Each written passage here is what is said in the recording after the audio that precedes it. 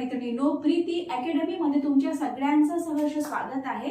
आज मी तुमच्यासाठी खूप महत्त्वाचा व्हिडिओ घेऊन आलेला आहे। आजचा जो व्हिडिओ आहे हा नवोदय विद्यालय यामध्ये जी टीजीटी मराठी एकची एक्झाम होणार आहे त्याच्या सिलेबसच्या विषयी आहे। तर काय माहिती का, त्याची जी एक्झाम आहे ती 28 किंवा 29 मार्चच्या दरम्यान आहे आणि मला बरेचसे मेसेज आलेले आहे की मॅम तुम्ही ते स्टार्ट करा म्हणून। तर आपण ते स्टार्ट करूया। याची एक वेगळी सिरीज आहे, मी अगोदरच म्हणजे काही व्हिडिओ अपलोड केलेले आहे, वेगळी सिरीज आहे। तर हा जो व्हिडिओ आहे हा वेगळ्या सिरीज मध्ये राहील। तर बघा, लक्ष द्या, आज आपण कवी श्रीधर यांच्याविषयी काही माहिती बघू। बघा, कवी श्रीधर काय कसं होतं बघूया। बघा, श्रीधर जे आहे हे एकाच वेळी संत व पंडित या दोन्ही परस्परांशी अनुबंध ठेवणारे कवी होते। हे श्रीधर जे आहे आनंद घराण्याचे होते। हे काय की हे एकाच वेळी संत व पंडित या दोन्ही परस्परांशी अनुबंध ठेवणारे होते। यांचा जन्म जो आहे तो 1580 मध्ये नाझरेकर कुलात पंढरपूर येथे झाला। कवी श्रीधर यांचा जन्म 1560 मध्ये नाझरेकर कुलात पंढरपूर येथे झालेला आहे आणि यांचे जे कुळ आहे हे भगवत भक्त आणि विद्वान म्हणून प्रसिद्ध होते। काय बघत आहे आपण कवी श्रीधर विषयी बघत आहे। कवी श्रीधर जे आहे हे एकाच वेळी संत व पंडित या दोन्ही परस्परांशी अनुबंध ठेवणारे कवी होते। यांचे जे मूळ होतं ते यांचे जे कुळ होते ते भगवत भक्त आणि विद्वान म्हणून प्रसिद्ध होते। यांचा जो जन्म आहे हा 1580 मध्ये नाझरेकर मध्ये पंढरपूर येथे झाला। नाझरेकर कुलात पंढरपूर येथे झाला। आता बघा, यांचं कशा प्रकारचं यांचं कुळ होतं। सगळ्यात पहिले रामानंद, मग अमरानंद, सहजानंद, पूर्णानंद, दत्तानंद, ब्रह्मानंद, मग श्रीधर असं यांचं कुळ होतं। पंचमहाकाव्ये, कालिदासादी कवीची नाटके, साहित्य ग्रंथ, गीता, उपनिषदे, योग वसिष्ठ इत्यादी ग्रंथांचा अभ्यास कवी श्रीधर यांनी केलेला आहे। कोणत्या कोणत्या ग्रंथांचा अभ्यास केला त्यांनी? पंचमहाकाव्ये, कालिदासादी कवीची नाटके, साहित्य ग्रंथ, गीता, उपनिषदे, योग वसिष्ठ इत्यादी ग्रंथांचा अभ्यास त्यांनी केलेला आहे। हरिविजय, श्रीराम विजय, पांडव प्रताप, शिवलीलामृत हे ग्रंथ स्फुट प्रकरणे, अभंग, आरती आणि स्तवने इत्यादीची रचना कवी श्रीधर यांनी केलेली आहे। कवी श्रीधर यांनी कुठली कुठली रचना केली? हरिविजय, श्रीराम विजय, पांडव प्रताप, शिवलीलामृत हे ग्रंथ, स्फुट प्रकरणे, अभंग, आरती आणि स्तवने इत्यादीची रचना त्यांनी केलेली आहे। आता यांची जी जवळीक आहे ना ही वारकरी संप्रदायाची होती। यांची जी जवळीक आहे ही कशी वारकरी संप्रदायाशी यांची जवळीक जास्त होती। आदर्शवाद, परमेश्वरांच्या मानवी अंशाचे चित्रण इत्यादी पंडिती काव्य विशेष यांच्या कवितेमध्ये दिसते। यांच्यामध्ये काय काय दिसते? यांची कवितेमध्ये कुठलं विशेष दिसते?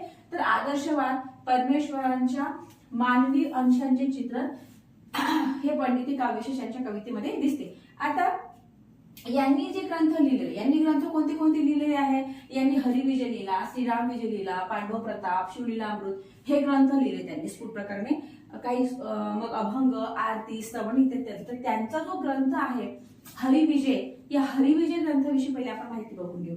हे बघा, हरिविजय हा ग्रंथ जो आहे हा 1624 मध्ये लिहिला गेला। यांचे पूर्वार्ध, उत्तरार्ध असे दोन भाग आहेत। हरिविजय या ग्रंथाचे पूर्वार्ध व उत्तरार्ध असे दोन भाग आहेत। पूर्वार्ध जो आहे याच्यामध्ये कंसवधापर्यंतचा कथाभाग, 19 अध्याय व 4236 ओव्यामध्ये हे सांगितलेला आहे। जो आपला पूर्वार्ध आहे यांचा हा कसा आहे?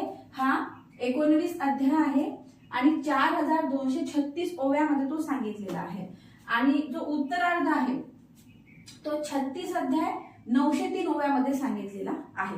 जो उत्तरार्ध आहे याचा जो एकच मिनिट, याचा जो उत्तरार्ध आहे बघा, यांचा जो उत्तरार्ध आहे ना हा यांचा जो उत्तरार्ध आहे हा 36 अध्याय व 903 ओव्यामध्ये सांगितलेला आहे। यांची जी भाषा शैली आहे ती अतिशय कशी आहे? रसाळ आहे आणि सुबोध आहे। ठीक आहे। आता बघा, यांच्यामध्ये एक असं हे आहे की बाई, शतखनी दामोदरे विशाळे, वाटे आकाशासी टेकन दिधले की मित्रत्व अडखडे निराळ पंथ क्रमिला होई, त्यांच्यातली एक ओवी आहे। ठीक आहे, आलं लक्षात? हे आहे हरिविजय। यानंतर श्रीराम विजय आहे, हा आपण नेक्स्ट पार्ट मध्ये बघणार आहोत। आज या पार्ट मध्ये आपण काय बघितलं? आज आपण कवी श्रीधर यांच्याविषयी बघितलं. कवी श्रीधर हे एकाच वेळी संत पंडिती या दोन्ही परस्पराशी अनुबंध ठेवणारे ते एक कवी होते आणि यांचा जो जन्म आहे हा कधी झाला, हा 1580 मध्ये झाला. नाझरेकर कुलामध्ये पंढरपूर येथे झाला. त्यांचे जे कुळ होतं ते भगवत भक्त आणि विद्वान म्हणून प्रसिद्ध होतं. यांचे एक जे वंश परंपरा असते ती कशी होती, रामानंद, अमरानंद, सहजानंद, पूर्णानंद, दत्तानंद, ब्रह्मानंद म्हणून तुमचं श्रीधर.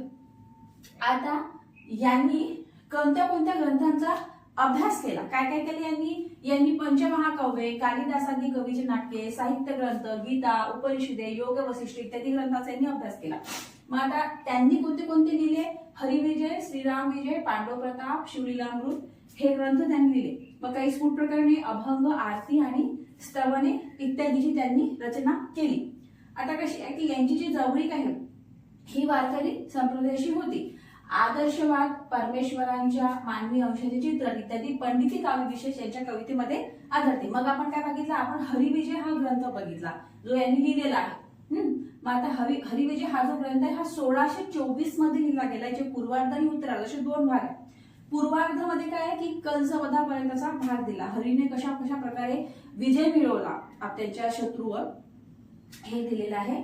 हा 19 अध्याय 4236 ओव्यामध्ये सांगितला आहे आणि जो उत्तरार्ध आहे हा 36 अध्याय आणि 903 ओव्यामध्ये सांगितलेला आहे. यांची जी भाषाशैली अतिशय रसाळ आणि सुबोध आणि अतिशय चांगली यांची भाषाशैली होती. ठीक आहे, या व्हिडिओमध्ये एवढंच. नेक्स्ट व्हिडिओमध्ये आपण यांचा जो नेक्स्ट आहे ना हे श्रीराम विजय, कुठे आहे ते, श्रीराम विजय, पांडव प्रताप, शिवलीलामृत ह्या विषयी आपण माहिती बघू. ठीक आहे, या व्हिडिओमध्ये एवढंच. थँक्यू.